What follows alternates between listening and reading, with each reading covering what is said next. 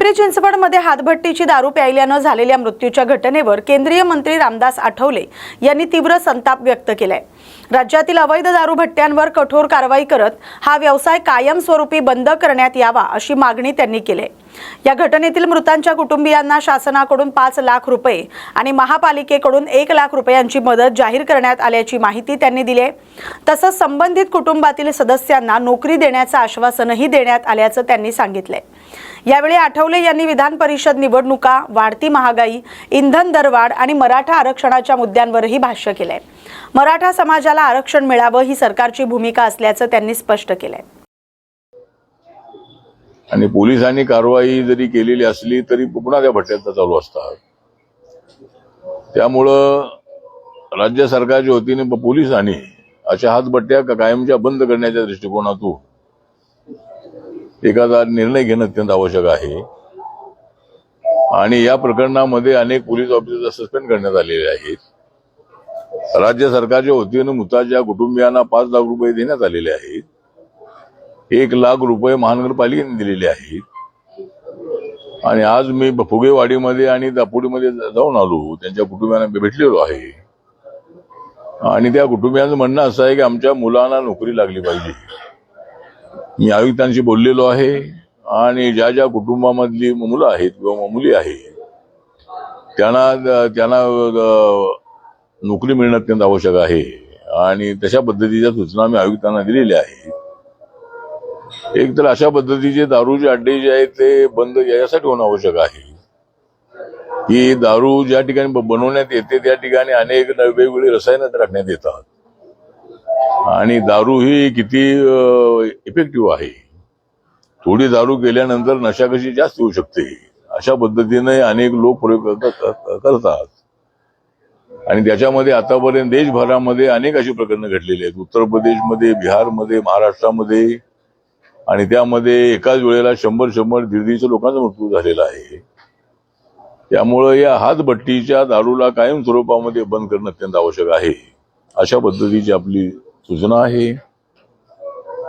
त्यानंतर आता विधान परिषदेच्या निवडणुका 17 ठिकाणी होत आहे आणि महायुतीच्या वतीने 17 जागा आम्ही लढतो आहोत। रिपब्लिकन पक्षाने काही ही जागा मागितली नाही, कारण आमच्याकडे तेवढे नगरसेवक आणि जिल्हा परिषद मेंबर नसल्यामुळं आणि अशा स्थानिक स्वराज्य संस्थांच्या निवडणुकीमध्ये आरपीआयला निवडून येणं अशक्य असल्यामुळं आम्ही काही ती जागा मागितली नाही। पण माननीय देवेंद्र फडणवीस यांनी आपणाला आश्वासन दिलेलं आहे की आरपीआयला 1 जागा एमएलसीची देण्याचं त्यांनी मान्य केलेलं आहे। पण मागच्या वेळेला ज्या 10 जागांची निवडणूक झाली त्याच्यामध्ये त्या 9 जागा आपल्या महायुतीच्या वाट्याला आल्या होत्या। ज्याच्यामधल्या 6 जागा बीजेपीकडे होत्या, 2 जागा शिवसेनेकडे होत्या, 1 जागा राष्ट्रवादीकडे होती। पण त्यावेळेला आम्हाला एखादी जागा मिळेल अशी अपेक्षा होती, आमदारांच्या मधून ती निवडून येणारी होती। तर आता मार्ग राहिलेला आहे तो 5 जागा गव्हर्नर नॉमिनीच्या राहिलेल्या आहे। त्याच्यामध्ये तर आरपीआयला 1 जागा मिळावी अशी आमची मागणी अगोदर होती आणि आता आमची मागणी आहे। त्या महायुतीमध्ये रिपब्लिकन पक्ष आहे, त्यामुळं महाराष्ट्रातल्या अनेक कार्यकर्त्यांना संधी मिळेल। अद्याप डीपीडीसी आणि जिल्ह्याच्या कमिट्या झालेल्या नाही आहेत। त्या करत असताना आरपीआयला एका कमिटीमध्ये 1 मेंबर तरी द्यावा अशी आपली मागणी आहे। प्रत्येक जिल्ह्यामध्ये 200-300 एसओ आहे ते देण्यात यावे आणि माननीय मुख्यमंत्र्यांनी त्यावेळेला मान्य केलेलं आहे आणि त्याप्रमाणे रिपब्लिकन पक्षाला सत्तेमध्ये वाटा मिळावा अशा पद्धतीची आपली अपेक्षा आहे। अमेरिका आणि इराणच्या युद्धामुळं आर्थिक परिस्थिती आपली अडचणीची असल्यामुळं आमचं सरकार आल्यापासून आम्ही कधी पेट्रोल डिझेलमध्ये वाढ केली नव्हती। पण आता 3 वेळेला वाढ झाल्यामुळं 7.5 रुपये पेट्रोल डिझेलमध्ये वाढ झालेली आहे। त्यामुळे सर्वसामान्य माणसाला नक्की त्याचा त्रास होतो आहे। पण देशाच्या इकॉनॉमीला लक्षामध्ये घेऊन हा निर्णय सरकारने घेतलेला आहे। त्यामुळे अडचणी आहे त्याची आम्हाला कल्पना आहे। पण टप्प्याटप्प्याने नक्की जे वाढलेले भाव आहे ते भाव कमी करण्याचा प्रयत्न भारत सरकार करणार आहे।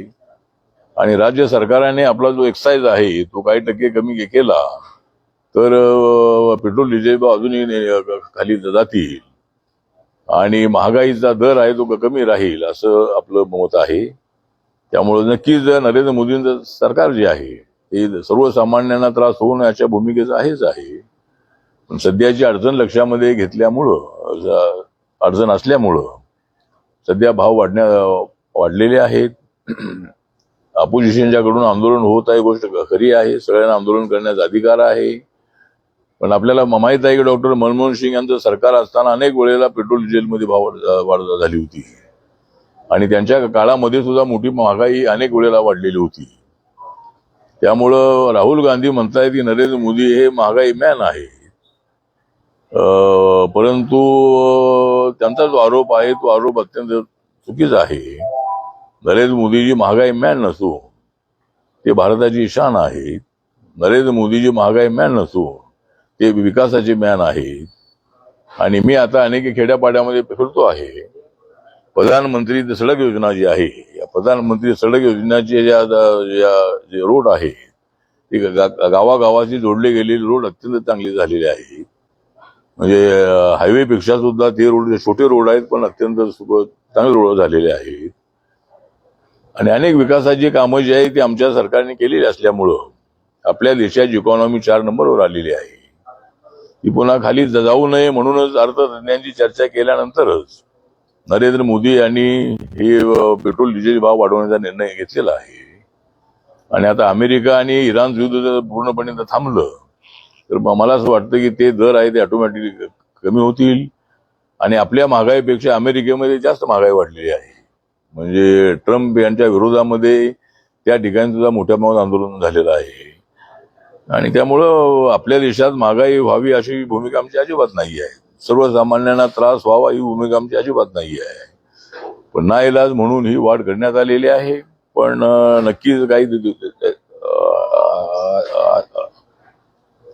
नंतर आपल्याला त्या ज्या वाढलेली भाव आहे ते कमी करण्याच्या दृष्टिकोनातून सरकारच्या वतीने नक्की प्रयत्न होणार आहे. दुसरा मुद्दा आहे तो मागासवर्गीय जे दलित लोक आहेत, शेड्यूल कास्टचे लोक आहेत, या शेड्यूल कास्टच्या लोकांमध्ये कॅटेगरायझेशन करण्याच्या संबंधातली चर्चा सुरू आहे. आणि त्याच्यामध्ये काही जातींचा विरोध आहे, काही जातींचा पाठिंबाही आहे.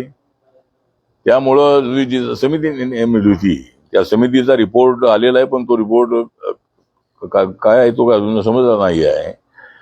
परंतु रिपब्लिकन पक्षाची भूमिका अशी आहे की शेड्यूल कास्टमध्ये ज्या 59 जाती आहेत त्या 59 जाती ज्या आहेत तर रिझर्वेशन द्यायचं असेल तर 2027 ची जनगणना आता होणार आहे. ती 21 आहे पण आता 27 होणार आहे. तर त्या 27 मध्ये झालेल्या जनगणनेनुसार प्रत्येक जातीचं किती पर्सेंटेज आहे ते पाहून मला वाटतं की राज्य सरकारने प्रत्येक जातीला त्यांच्या पर्सेंटेज प्रमाणे रिझर्वेशन द्यावं म्हणजे कोणावरती अन्याय होणार नाही अशी आमच्या पक्षाची भूमिका आहे. दुसरा मराठा आरक्षणाचा विषय आहे. मराठा आरक्षणाला सर्वात अगोदर माझ्या पक्षाने पाठिंबा दिलेला आहे दलित क्रांतीच्या काळामध्ये. तर आता मनोहर जरांगे पाटील यांचं ओपन सुटलं का? मनोज जरांगे पाटील यांच्यासोबत राज्य सरकारचे अनेक मंत्री त्यांना भेटले आणि त्यांच्या ज्या मागण्या आहेत त्या मागण्या आम्ही सगळ्या मान्य करू असे त्यांना सांगण्यात आलेलं आहे. त्यामुळे त्यांनी उपोषण सोडलेलं आहे, चांगली गोष्ट आहे. म्हणजे ते मनोज जरांगे पाटील बसलेले होते भर उन्हात पण मराठ्यांना आरक्षण देणं हे आमच्या मनात. त्यामुळे मराठ्यांना आरक्षण देणं हे आमचं काम आहे. राज्य सरकारने 10% आरक्षण ऑलरेडी दिलेलं आहे. सारथीचं बजेट सुद्धा वाढवलेलं आहे. गरीब कुटुंबातल्या मराठा मुलांना शिक्षणासाठी संधी दिलेली आहे. अशा पद्धतीनं माननीय देवेंद्र फडणवीस जे आहेत, एकनाथ शिंदे आहेत, सुनेत्रा पवार जे आहेत या मराठा आरक्षणाच्या बाजूने आहेत आणि म्हणूनच 10% आरक्षण त्यांना देण्यात आलेलं आहे. पण ज्यांच्या कुणबी नोंदी आहेत त्या कुणबी नोंदी असणाऱ्यांना ओबीसीतून आरक्षण मिळायला हरकत नाही आहे. पण सरसकट मराठ्यांना आरक्षण द्या ओबीसी म्हणून तर त्याला कोर्ट सुद्धा मान्यता देणार नाही आहे. जरी राज्य सरकारने निर्णय घेतला तरी सुप्रीम कोर्टामध्ये जर हा विषय काय गेला तर सुप्रीम कोर्ट त्याला मान्यता देणार नाही.